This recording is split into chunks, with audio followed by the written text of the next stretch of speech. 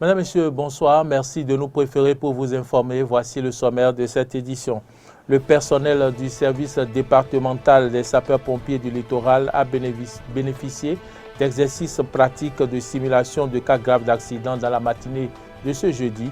Nous en parlerons dans ce journal. Sortie médiatique du porte-parole de l'Assemblée nationale ce mercredi 31 mars 2021. Objectif, entretenir les professionnels des médias sur le partenariat entre la presse et l'Assemblée nationale. Au Mozambique, les djihadistes comptent faire plier le gouvernement et envoyer un message clair à l'Occident pour étendre leur influence dans la région. Voilà pour le sommaire, le développement, c'est maintenant.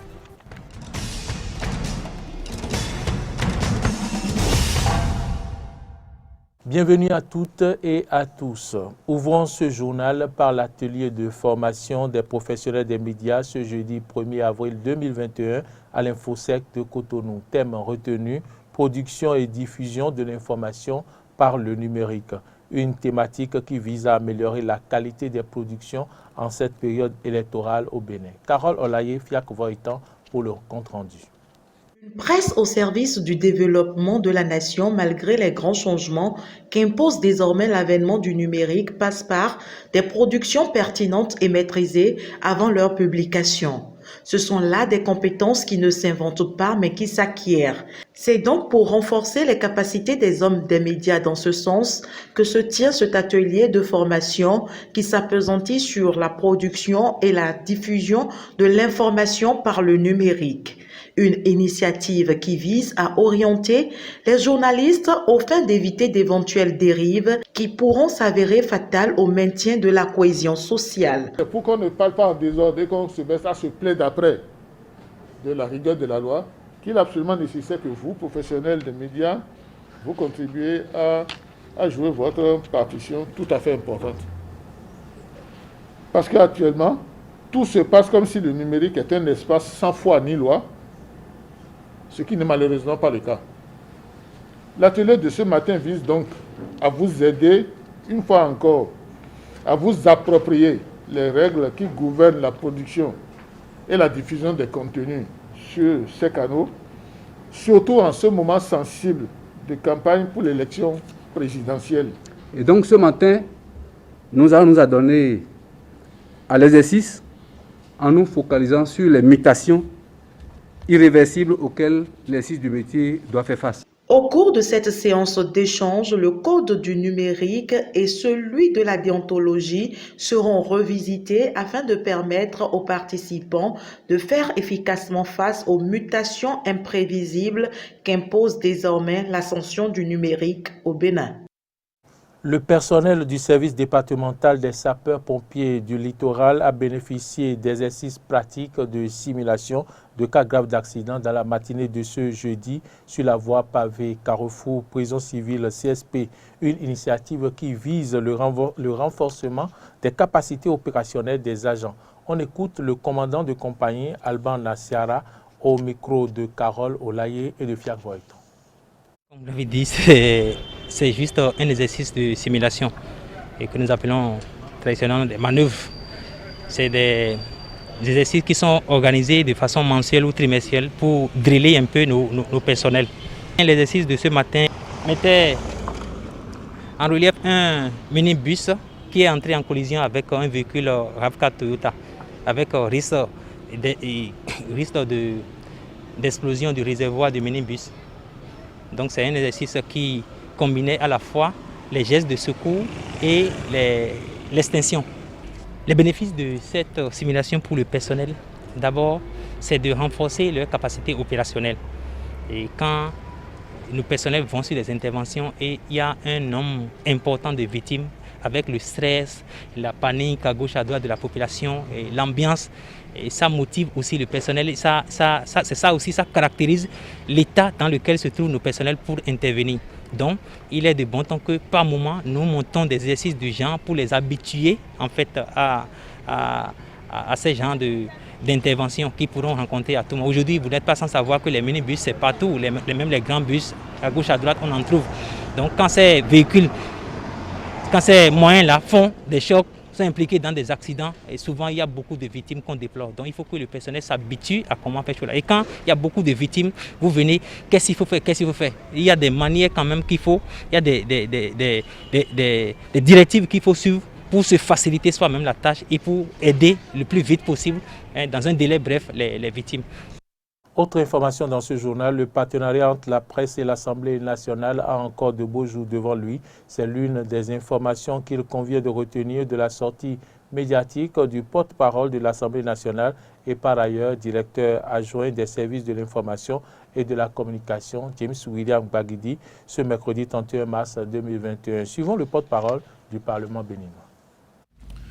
Pour commencer, le porte-parole que je suis, nommé par les soins du président de l'Assemblée nationale, Louis Gbagbo Vlavonou, a vocation à être le principal intermédiaire entre la presse, entre les journalistes et l'Assemblée nationale, et désormais à être celui par qui toute rumeur éventuelle sur le fonctionnement de l'Assemblée nationale doit être totalement éradiquée. S'il y a des questions que les partenaires médias que vous êtes se posent sur le fonctionnement de l'Assemblée nationale, sur l'attitude ou la position de l'Assemblée nationale par rapport à des sujets d'actualité, à des sujets politiques d'envergure, le plus intelligent, le plus intéressant, c'est de contacter le porte-parole que je suis. Ceci dit, le plus important aujourd'hui, ce qui nous réunit, c'est l'ouverture de la session parlementaire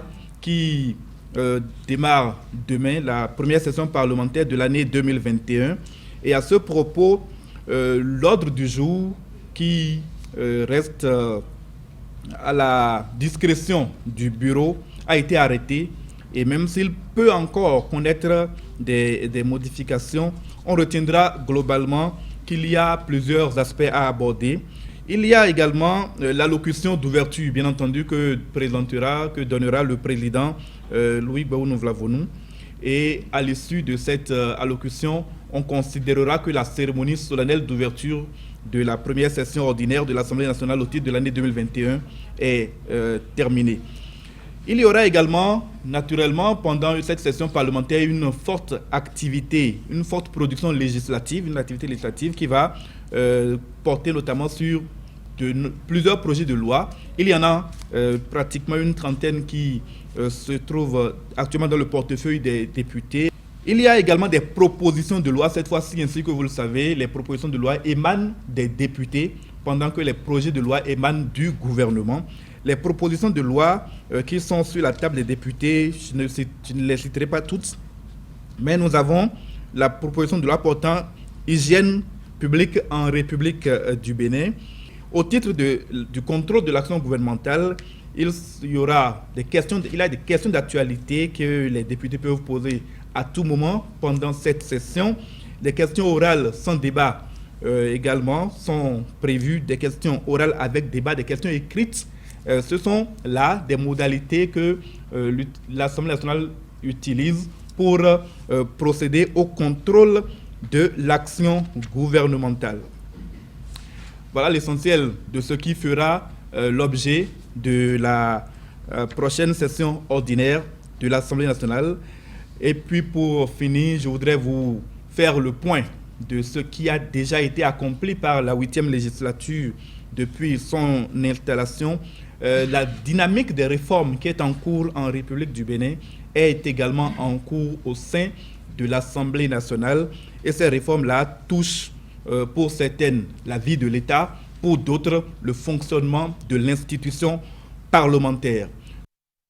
Parlons à présent campagne électorale. Vous le savez, les Béninois se préparent pour élire le nouveau président de la République parmi les 3 duos de candidats en lice le 11 avril prochain. Mais avant, c'est la période de la campagne électorale. Quelle ambiance dans les villes de Cotonou et Abomey-Calavi? Réponse dans ce reportage de Samson Oké de Fiac Voitan. La campagne électorale démarrée depuis le 26 mars dernier se poursuit au Bénin. Un tour dans les villes de Cotonou et d'Abomey-Calavi a permis de constater l'ambiance qui prévaut durant cette étape déterminante de la période électorale. Des affiches à l'effigie des duos candidats posées ici et là avec de rares caravanes en circulation où les militants font les éloges de leurs candidats à travers chants et danses. Dans la commune d'Abomey-Calavi, ce mercredi, 6e journée de la campagne, nous avons surpris le démarrage d'une géante caravane en faveur du duo Talon-Talata. Nous sommes en train de, comme vous le constatez, lancer la caravane officielle dans la commune politique d'Abomey-Calavi. Donc tout est fin prêt. Maintenant, l'heure a sonné pour qu'on puisse faire savoir à toute la population que ça bouge. Effectivement, à Calavi, ça bouge. Vous notez l'ambiance qui s'observe dans la commune de Calavi. Nous avons invité à cette caravane toutes les structures de coordination de notre parti pour que nous puissions quand même animer tous nos arrondissements.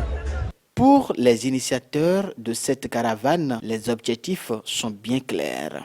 L'objectif, c'est d'atteindre les 85% de taux de participation et aussi à notre faveur, c'est ce que nous souhaitons. Nous voulons mobiliser toute la population d'Abomey-Calavi à suivre le mouvement pour qu'au soir du 11 avril, on puisse vraiment faire le chaos. Les objectifs sont clairs, bien définis. C'est de réélire, j'allais dire, le président Patrice Talon et Talata Tchabizime. C'est ça l'objectif. Ces objectifs ne seront atteints sans une participation massive des populations à ce scrutin. C'est pourquoi des appels ici sont lancés à l'endroit des citoyens. Nous lançons un appel à toute la population d'Abomey-Calavi de sortir effectivement le 11 avril pour aller faire le bon choix. Sortir, de faire sortir tous ceux qui sont autour d'eux pour aller voter. Ça, c'est le plus important. Et nous, profitons de votre micro pour dire à toute la population d'Abomey-Calavi de sortir massivement le 11 avril pour aller voter. La période de campagne électorale prend fin le 9 avril prochain et le peuple, le 11 avril, portera son choix sur l'un des 3 duos candidats en lice. Grande mobilisation de l'UDBN à Porte-Novo, Semekpodi et Sakete au profit du duo Talon-Talata ce mercredi 31 mars 2021. L'équipe de Claudine Afiavi-Prudencio a animé des meetings dans ces localités pour un chaos de Talon au soir du 11 avril 2021. Cano François Rungwede retourne pour le compte rendu.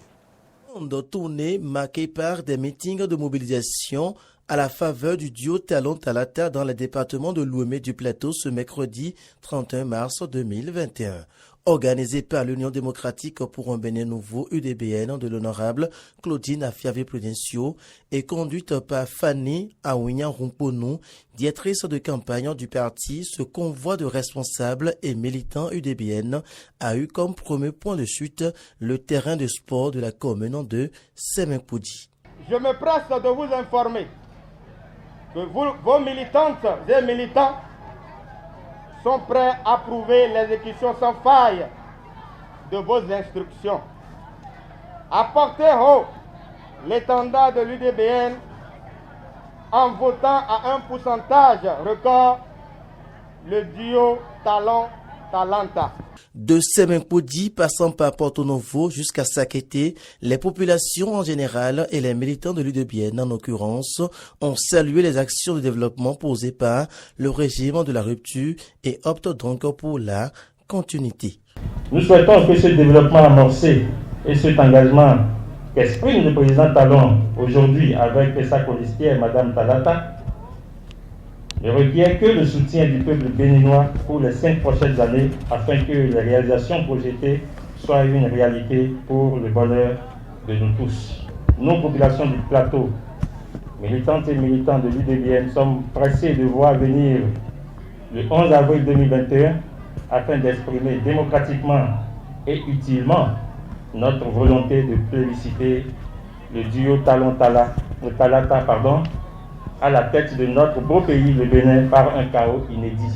Nonobstant cette marque de confiance exprimée par les militants de l'UDBN, la directrice de campagne a tenu leur rappeler le message fort de la présidente Claudine Afiavi Prudencio. Le message clé de la présidente de l'UDBN, je veux nommer Madame Claudine Afiavi Prudencio, son message clé, c'est de demander donc à la population de voter massivement le duo Talon-Talata pour que le 11 avril, nous puissions donc avoir plus de 98%, voire 98,5% pour donc déclarer le chaos parce qu'elle demande à ce qu'on n'aille pas du tout au deuxième tour. Au thème de la tournée, la délégation de l'UDBN se sent rassurée et convaincue qu'à la date du 11 avril 2021, les militants feront le bon geste, celui de voter le duo Talon-Talata. Il faut dire qu'avant cette tournée, il y a eu une grande mobilisation de l'UDBN dans les départements du littoral et de l'Atlantique pour le même exercice. Suivez ici les détails dans ce reportage de Frédéric Espoir Oumabou et Damien Pedro. Au-delà des motards et de la horde de véhicules qui ont pavoisé à travers les artères de Calavi et de Cotonou, c'est à Kassato, dans la 6e circonscription électorale, que les vraies hostilités de la journée commencent à travers un meeting qui a réuni toutes les couches sociales de la localité. Un meeting au cours duquel les populations elles-mêmes témoignent des nombreuses réalisations du président Talon. Aujourd'hui, nos voix ne sont plus une couche de bitume passée pour faire plaisir, mais ce sont des infrastructures de qualité qui pourront durer dans le temps. La sécurité est garantie. La corruption et le détournement des deniers publics ont considérablement baissé car la Cour de répression des infractions économiques et du terrorisme criette est aux aguets. Plus de grèves perlées, livrant écoliers, élèves, étudiants et malades de nos hôpitaux au bon vouloir des enseignants et du personnel de santé. Une preuve supplémentaire de l'audace de notre leader, le Abono national. À toutes ces actions de développement, Claudine Prudencio fait comprendre que Patrice Talon est le seul candidat qui promeut la femme. Nous sommes femmes et nous sommes plus de 52% dans le pays. Le président Patrice Guillaume Atanas Talon est notre candidat. On n'a pas deux candidats. Parti d'Akassato, c'est le terrain du CEG Segbeya dans Cotonou qui a sonné le glas de la mobilisation. Hommes et femmes, jeunes et personnes âgées, avec en pôle position des étudiants, ont fait le comble des lieux. Le message de Claudine Prudencio sur la place accordée à la femme a été appuyé. Le seul candidat qui connaît la valeur de la femme est Patrice Guillaume Atanas Talon. Toutes les femmes doivent se mobiliser derrière lui pour qu'on puisse avoir ce chaos le 11 avril au soir. Ici comme ailleurs, pas de place au vain bavardage, mais plutôt un seul mot d'ordre. Il faut simplement que la dynamique continue. Lui, il réalise. Et ces réalisations sont là, visibles. Nous voyons très bien ces réalisations. C'est à cause de tout ça que je suis venu devant vous ici aujourd'hui pour vous dire que la dynamique doit continuer. Et pour que la dynamique continue, vous devez passer de maison en maison pour parler des réalisations du président Patrice Guillaume Atanas Talon. Dans une ambiance parfumée d'animation musicale, sous la prestation de l'artiste Nicanor, les populations des 6e et 15e circonscriptions électorales semblent n'attendre que le 11 avril pour faire constater leur adhésion à la cause du duo Talon-Talata. En interactualité au Mozambique, après l'attaque revendiquée par le groupe État islamique lundi, des milliers de civils continuent de fuir en masse. Les djihadistes comptent bien faire plier le gouvernement et envoyer un message clair à l'Occident. Objectif, étendre leur influence dans la région. C'est une attaque djihadiste qui marque un tournant dans le conflit entre le gouvernement du Mozambique et les groupes armés islamistes connus sous le nom d'Al-Shabaab. En prenant le contrôle de la ville portuaire de Palma, les djihadistes entendent bien élargir leur influence sur le territoire. Recrutement dans les provinces voisines, violence sur les populations, encore déstabilisation politique, comme avec cette attaque dans le périmètre protégé du projet gazier piloté par le groupe français Total. Un message clair de l'État islamique aux autorités locales et aux puissances occidentales. Ce groupe sait très bien qu'en frappant cette zone, cela fait mal au gouvernement central, qui espérait tirer des revenus de ses infrastructures de liquéfaction de gaz. Depuis que l'État islamique est affaibli sur son terrain d'origine dans la zone irako-syrienne, il y a énormément de groupes qui se réclament de lui. Le I est heureux de montrer ainsi sa capacité d'influence ou au moins d'attraction aux Occidentaux. Depuis 2017, la menace islamiste pèse sur cette région du Mozambique face à un pouvoir central incapable de contrer cette menace. Même mode opératoire que chez les voisins africains, les djihadistes choisissent toujours des zones reculées et sous-administrées, loin des grandes villes. Comme Boko Haram, ces mouvements se nourrissent d'idéologies anti-gouvernement sous couvert de discours religieux. Objectif, faire plier l'État avec des doctrines radicales proches de la charia des pays du Golfe.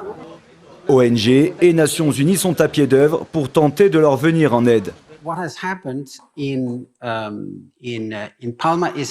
Ce qui s'est passé à Palma est une horreur absolue infligée aux civils par un groupe armé non étatique. Ce que je peux dire, ils ont fait des choses horribles.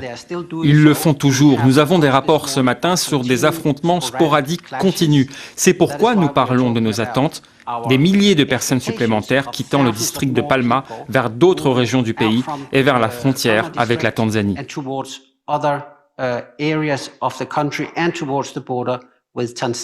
Depuis 2017, les djihadistes ont causé la mort de 2600 personnes, dont plus de la moitié des civils, et contraint pas moins de 670 000 Mozambicains à quitter précipitamment leur foyer. Les mesures en Europe pour tenter d'endiguer l'épidémie du coronavirus, difficilement maîtrisables que l'an dernier, ont de plus en plus de mal à passer. En Belgique, un tribunal a ordonné la levée de toutes les mesures anti-Covid après les manifestations qui ont eu lieu. Sous 30 jours, toutes ces mesures devront être levées sous peine d'une amende de 5 000 € par jour. La décision a été prise après le dépôt d'une plainte de la Ligue des droits de l'homme. Suivez. C'était il y a un mois. La Belgique retrouvait un semblant de liberté et les Bruxellois se retrouvaient dans les parcs. Aujourd'hui, ces images paraissent très lointaines. Avec un nombre de contaminations qui a doublé en une semaine, le pays a dû durcir ses restrictions. Fermeture des écoles à part les maternelles, de tous les commerçants dits de contact et interdiction de se réunir à plus de 4 personnes dehors. Un serrage de vis obligatoire pour le Premier ministre belge. Donc le comité de concertation a opté de prendre des mesures d'une façon forte et courte et d'opter pour une pause de Pâques. Une période de 4 semaines de mise sous cloche avec des mesures qui sont larges et qui comptent sur la solidarité des différents secteurs. Des mesures qui font polémique chez nos voisins au point que le tribunal de première instance de Bruxelles a condamné l'État à lever ses restrictions sous 30 jours. L'Espagne penche elle aussi pour de nouvelles mesures, mais plus limitées. La semaine sainte de Pâques sera très surveillée, mais l'Espagne reste plus tempérée avec l'ouverture des bars et restaurants. En Allemagne, la situation est plus indécise. Après l'instauration d'un confinement de 5 jours pour Pâques, Angela Merkel a vite abandonné le projet suite au mécontentement du pays. La chancelière ne compte tout de même pas en rester là. Nous devons maintenant mettre en place les mesures appropriées avec beaucoup de sérieux. Or, certains États le font, d'autres ne le font pas encore. Je ne vais pas rester 2 semaines sans rien faire. C'est mon serment, c'est mon devoir. Pour d'autres, le bout du tunnel apparaît. Confinée depuis 3 mois, l'Irlande a annoncé un assouplissement de ses mesures à partir du 12 avril. Le gouvernement envisagerait même une réouverture des commerces non essentiels à partir du 4 mai prochain. Le voisin anglais allège lui aussi ses mesures. Boris Johnson a annoncé la réouverture des commerces non essentiels dès le 12 avril. Et à peine le temps d'appeler la prudence, que plusieurs groupes s'amassaient dans le pays pour fêter la fin du confinement. Madame, Messieurs, c'est la fin de cette édition. Si vous l'avez suivi, merci de votre fidélité. Bonne suite de nos programmes et à demain.